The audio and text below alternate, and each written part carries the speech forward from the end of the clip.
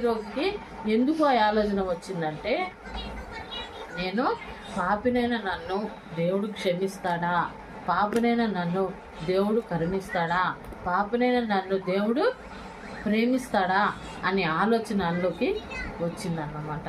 అందుకని నీకు ఇష్టమైతే నన్ను శుద్ధినిగా చేయగలవా, నేను అందుకైనా చెయ్యి చాపి వాడిని ముట్టి నాకు ఇష్టమే నువ్వు శుద్ధుడు కమ్మని చెప్పాను. అప్పుడు దేవుడు ఏమంటున్నాడంటే, నాకు ఇష్టమే, నువ్వు ఎలాంటి వాడివైనా నాకు ఇష్టమే, నువ్వు మంచివాడు కాకపోయినా నాకు ఇష్టమే, నువ్వు చెడ్డవాడివైనా నాకు ఇష్టమే, నువ్వు మనసు మార్చుకుని బ్రతుకుటమే నాకు ఇష్టము అంటున్నాడు.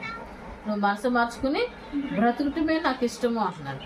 ఆయన మనసు మార్చుకుంటాడా లేదా? ఇప్పుడు ఆయనకి ఇష్టమయ్యి దేవుడు ఆయన ప్రేమించి ఆయన స్వస్థపరిచే దేవుణ్ణి విడిచిపెడతాడా? ఆ కుష్టి రోజుకి దేవుణ్ణి విడిచిపెడతాడా? దేవుణ్ణి విడిచిపెట్టే ఛాన్సే లేదు. ఎందుకంటే దేవుడు